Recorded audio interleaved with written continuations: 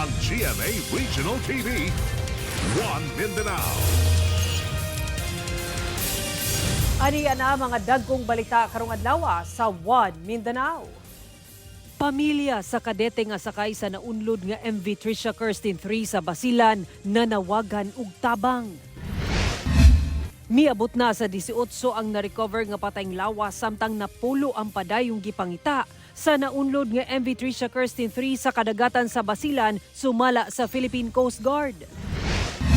Upat sa unom ka na-recover nga mga patayng lawas sa nawala nga motor bangka Amehara na ilhanas sa mga kabanay. Napolcom, misaad nga tutukan ang mga lihok sa mga polis aron malikay sa mga iligal nga binuhatan.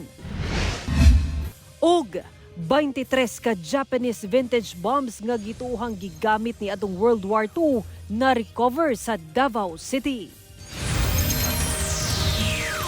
Kini ang GMA Regional TV, One Mindanao.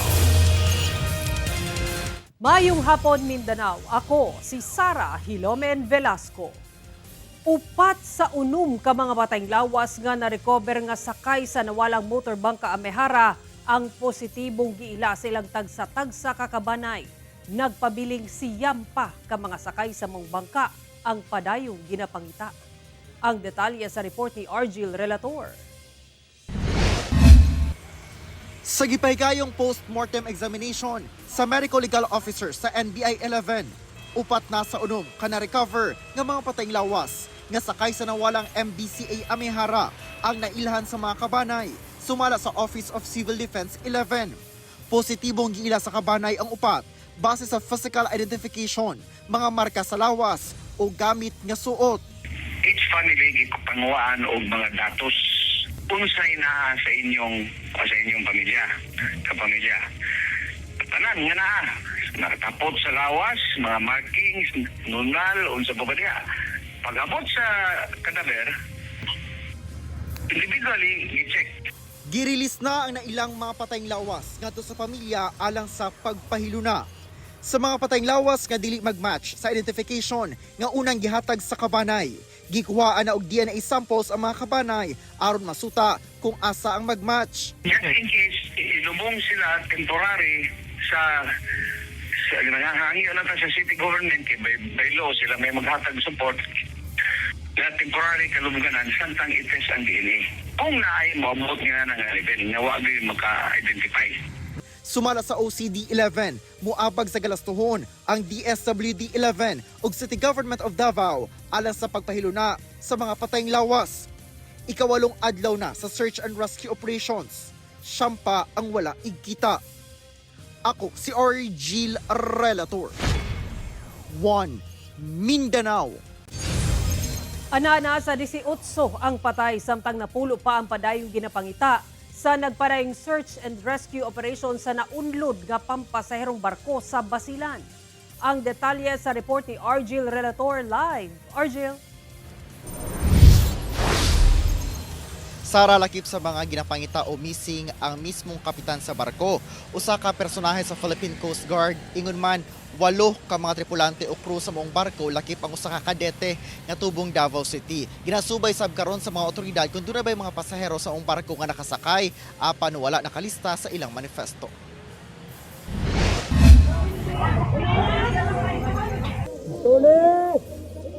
Una pa man naunlod ang barkong MV Tricia Kirsten 3 alauna lunas sa kadlawon sa Balok-Balok Island sa Basilan.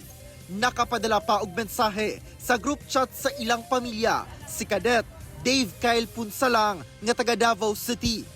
Fully booked matud pa ang ilang barko ug mubiyahe padulong sa Hulo.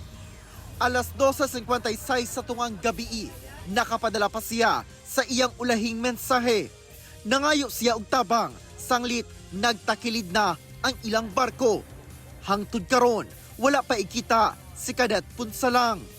Una na matud pa nga gipahimangnuan si Cadet Punsalang sa iyang amahan nga usasab ka seaman, dihang mahibal-an nga ang maong barko ang gisampahan niini. Kasi kung mag-ingat ka na kasi luma ng barko na yan. Mag-ingat ka, huwag mong ihiwalay kasi yung ano na yan, yung leg piece na yan o leg na ang tawag nito. life jacket. On duty matod pa si Cadet Punsalang, dihang nahitabo ang pagkaunlod sa barko. Ako po yung nananawagan sa lahat na nakakita doon sa anak ko si Dick kay Punsalang. Ipagbigay niyo po ng impormasyon dito sa account ko o mismo sa anak kong si GP Punsalang. Pag-ipag-coordinate po kayo doon kasi kailangan po makuha yung anak ko. Sana matulungan niyo ako. Parang awan yun. Parang awan yun. Anak ko yun. Buhay na anak ko na sa lalay ngayon. Sa datos sa Philippine Coast Guard, napulo pa ang missing. Diin walo ni ini ang tripulante o crew sa barko, lakip si Cadet Punsalang. Ang mismong kapitan ug usa ka personahe sa PCG nga nagsilbing si Marshall. Dugang sa PCG, wala na'y missing nga pasahero. Apan sukwahi ka na sa mga nakahinabi sa GMA Integrated News nga mga individual nga nangita sa ilang kabanay nga giingong sa kay sabsa na unlod nga barko. Sumala ni Coast Guard Commandant Admiral Ronnie Gavan, lakip sa investigasyon nila kung dunay mga pasaherong wala sa manifesto sa barko. 18 ang natalang namatay sa pagkaunlod sa barko. Gisuspende na sa DOTR ang biyahe sa tanang passenger fleet sa Allison Shipping Lines nga maoy na nag-iya sa barko. Nagparayon ang search and rescue operation ug aerial inspection sa karagatang sakop sa Basilan. Si Vice President Sara Duterte mipaabot sa iyang pasubo sa mga nahibiling pamilya sa mga namatay sa managlahing aksidente sa kadagatan. Kahinumdumang unom ang patay ug siyam ang missing sa pagkawala sab sa usa ka motor bangka sa Davao Occidental nga padulong unta sa Davao Oriental niadtong January 17. Nagdadasal tayo na sana yung mga nawawala ay mahanap sila na buhay. At syempre, nagdadasal din tayo na yung mga tumutulong at yung mga nagre-rescue, hindi sila mapagod sa paghahanap na sa ating mga kababayan na nawawala sa dagat. Sara, dugang sa PCG nga karong adlaw moabot ang unom ka mga technical divers gikan sa Manila ug dala nila ilang mga equipment aron ugma sugdan ang pag-dive no sa nilubog nga barko sa tinguha nga dunay makita kay basin ugaling duna pay mga sakay niini nga wala nakagawa sa atol sa pag-unlod. Sara. Okay, daghang salamat, Argil Relator.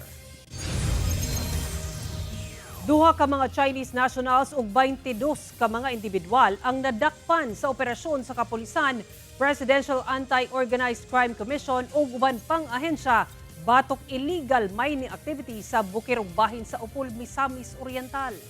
Ani report ni Cyril Chavez.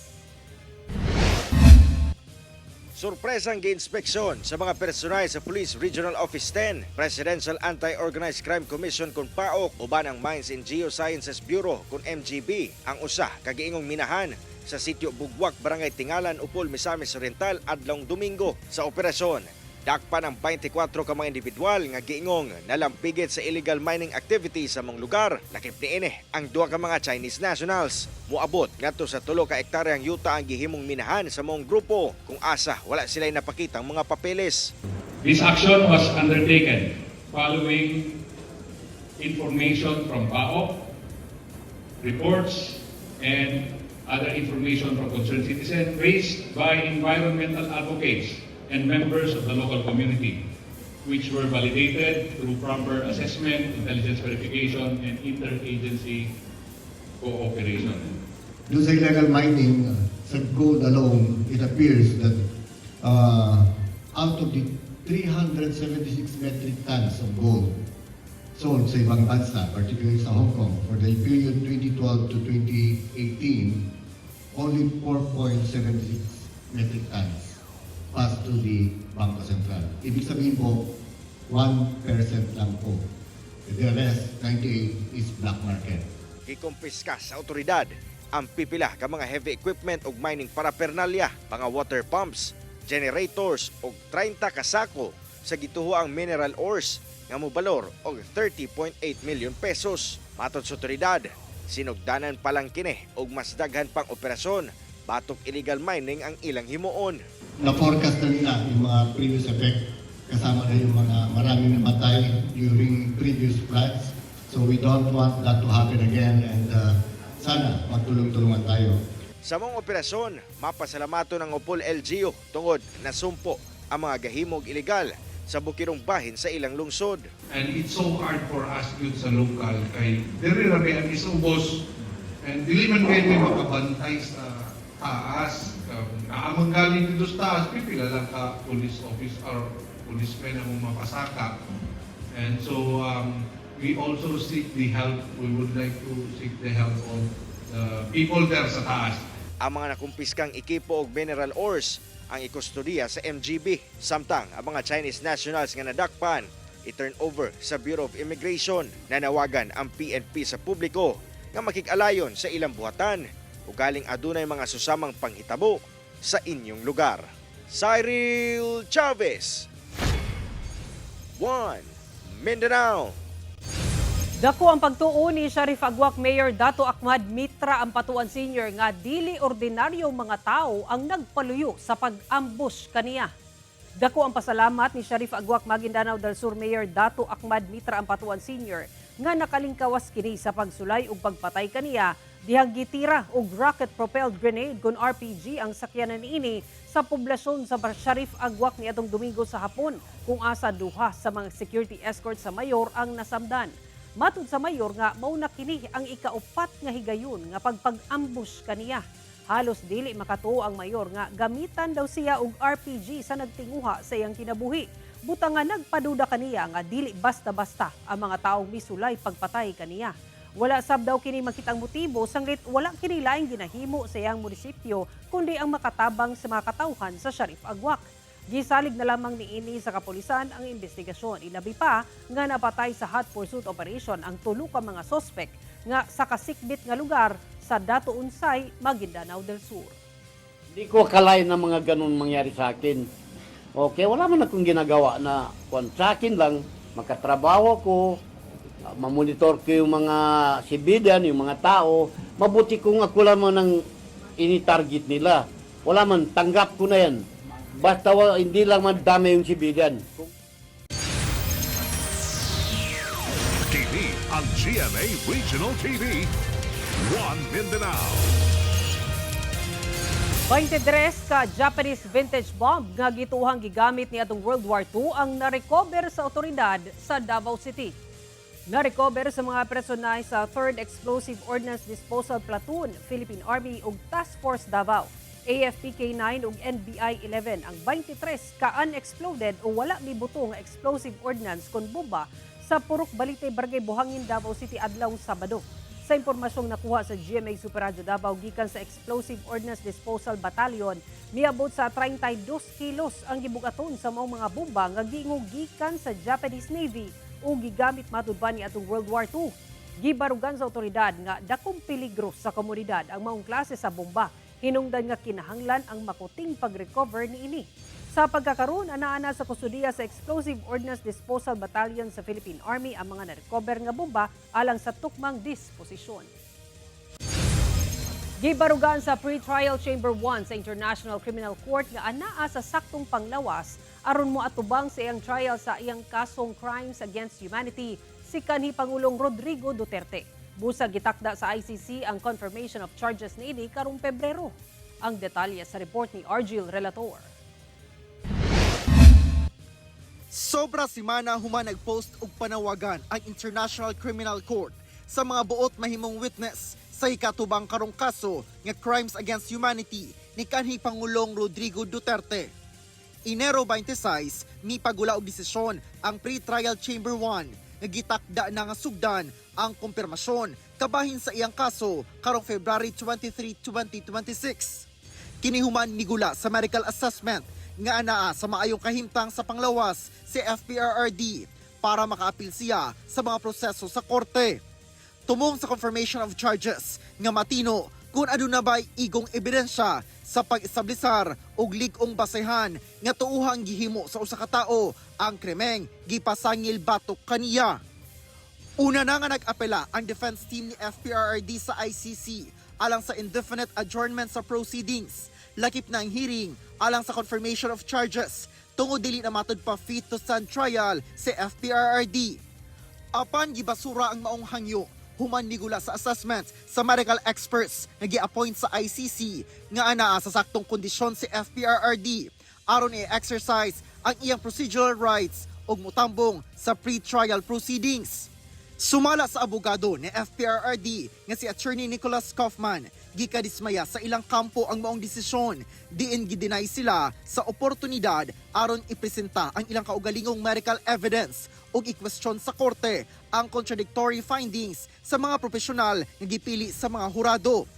Musumite matud pa ug apela ang depensa sa maong desisyon ug i-argue nga gideny sa due process si FPRRD. Sumala ni VP Sara Duterte tungod sa katigulangon ni FPRRD, naglisod na kini sa paglakaw, busa nagagamit na kini og tungkod. Ako si R. Gil Relator. 1 Mindanao.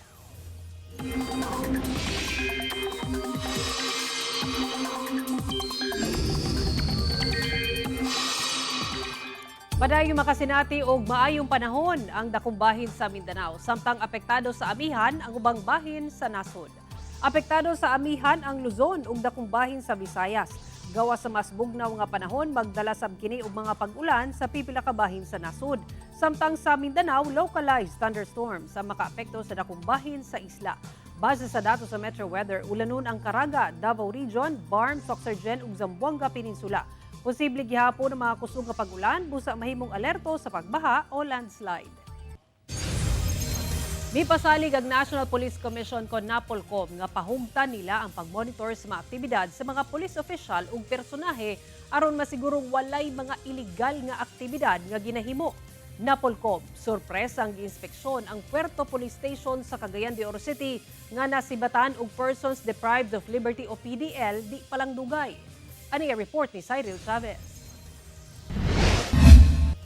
Adlawng Lunes, sorpresang gibisita ni National Police Commission kung Napolcom Vice Chairperson and Executive Officer Attorney Rafael Vicente Calinisan ang Police Regional Office 10 sa Cagayan de Oro City. Gitagbo siya sa mga kadagkuang opisyales sa Pro 10. Gihingusgan sa opisyal nga mas pahugtan sa iyang buhatan ang pagbantay sa mga lihok sa mga police official, lakip kapulisan, aron malikay sila sa mga illegal nga aktibidad. Matod ni Calinisan, ilahang tutukan ang matag reklamo na may kalabutan sa pagpanerbisyo sa mga pulis. Speaking freely, hindi gaano naging proactive ang Napolcom. Pasensya na po, yun talagang totoo eh. Hindi naging proactive ang Napolcom for the past decades. And we're putting a stop to it. We're now the real police ng police. Yun naman ang nakalagay sa ating konstitusyon. Gawa sa disciplinary remarks, dagang reforma sab ang ilang ipatuman, labi na sa isgutan ng recruitment sa mga bagong pulis. Wala na kunoy padrino system o mas lawom nga background checking ang ginahimo sa mga individual nga gusto mahimong pulis. Baka naman yung mga pumapasok na mga bagong pulis, yun ang naging sanhi kung bakit nasisira ang imahe ng ating kapulisan. Speaking freely, nung nirepaso namin yung 4,000 kaso, karamihan ganun eh. Samtang, sorpresa sab nga giinspeksyon ni Calinisan ang Puerto Police Station sa Cagayan de Oro City kung asa adunay unom ka mga persons deprived of liberty kung PDL ang nakaikyas. Personal nga gisilip sa opisyal ang prisuhan sa mong istasyon kung asa nakaiskapo ang mga PDL. Pinaagi sa paggaba sa kabilya nga lakni ini. Kabahin kini sa iyang mga proyekto nga masiguro nga adunay saktong pasilidad ang mga kapulisan aron mahimo ang ilang tahas. It is a complex problem with complex solutions. And kailangan pagtulong-tulungan, hindi lang ng PNP, hindi lang ng Napolcom, even the local government units. Kauban si Jaybert Pairat, Cyril Chavez. 1 Mindanao. Nakatagdang dugangan ang pondo alang sa expansion sa Davao International Airport nga sa karon anaa pa sa 30% ang completion rate. Gikumpirma sa Department of Transportation nga ang konstruksyon sa airport expansion sa Davao International Airport anaa na karon sa 30% ug gilaumang mahuman sa second quarter sunod tuig 2027. Magdugang sab sumala pa og 450 million pesos nga pondo ang kaap karong tuiga aron mas mapaspasan pa ang konstruksyon sa pasilidad. Una nang nag-install og mga dagkong chiller aron matubag ang suliran nga kaigang sa pasilidad ug alang sa mas komportableng biyahe sa mga pasahero. TV ang GMA Regional TV 1 Mindanao. Gibutiag sa Department of Health Region 10 nga naa sa 35% ang nabakunahang bata sa Tibok Riyon sa unang semana sa measles ug rubella supplemental immunization activity. Samtang mall vaccination ipahigayon sa Cagayan de Oro City Health Office matag weekend. Ani report ni James Paulo Yap. Sa unang semana pa lang sa implementasyon sa measles ug rubella supplemental immunization activity sa DOH Region 10, nakatala na sila og 35% coverage sa mga batang nag-edad 6 months old paingon 59-month-old sa tibuok rehiyon. Sumala sa DOH 10 nga ana-ana sa 183,000 ka mga bata ang nahatagan sa maong supplemental vaccine gikan sa kapin 500,000 ka mga bata sa tibuok rehiyon. Butang nga gikalipay sa Department of Health, gilaraw matud pa nila nga makabot ang herd immunity sa sakit nga measles sa dili pa moabot ang deadline niini sa February 13. Maximize our social mobilizers, our BHW, they do house to house. Samtang sa Cagayan de Oro City, aron nga paspas makabot ang herd immunity ug mas daghang bata ang mabakunahan sa measles vaccine. Maglusad kini og mall vaccination ang City Health Office matag weekend sa tanang mall sa syudad. Sugdan matud pa kini og mang adlaw, January 24, 2026, hantod nga makuha nila ang 95% coverage. Ang bata nga moadto sa mall 6 to 59 months old, they are eligible population. Naa sila sa Cagayan de Oro. We should not miss them. Hatagan din na sila regardless of their immunization status and regardless kung taga-asa sila. Magpadayon man sab kuno ang vaccination sa mga health centers ug rural health unit sa matag barangay kada adlaw. Kauban si Makoy Sempron, James Paulo Yap, 1 Mindanao. Kapin 20 ka magbanay ang apektado sa sunog sa Barangay Magdum sa Tagum City. Sa impormasyong nakuha sa GMA Super Radio Davao, miabot sa 24 ka magbanay o 93 ka individual ang nawadaan og panimalay ato sa sunog sa Purok 8 Barangay Magdum sa Tagum City di palang dugay. Gilang gihatagan og hinabang sa lokal nga panggamhanan ang mga magbanay nga anaa sa evacuation center. Base sa impormasyon gikan sa Tagum Fire Station, dili moubos sa 15 ka panimalay ang naugdaw sa sunog nga paspas midako tungod gama sa light materials ang mga balay. Nagpadayon ang investigasyon sa otoridad sa hinungdan ug kinatibok ang danyo sa insidente. Apan base sa pahayag sa pipila ka residente, gituhang nanukad ang kalayo sa daot nga wiring. Sa mga aspiring singer diha, mibalik ang hit kapuso singing and reality search nga The Clash. Ug for the first time, teen clashers ang mobida. Open na ang auditions alang sa Pinoy teens edad 14 to 19.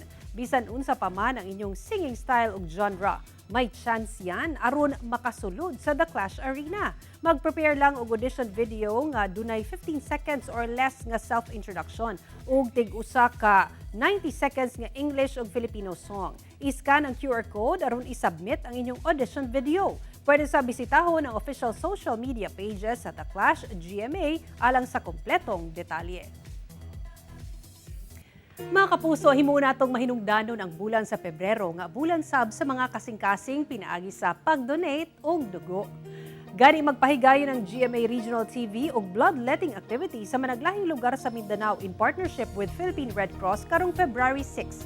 Sa Davao City, ipahigayon kini sa Activity Center sa Ayala Mall sa Briza sa alas 10 sa buntag.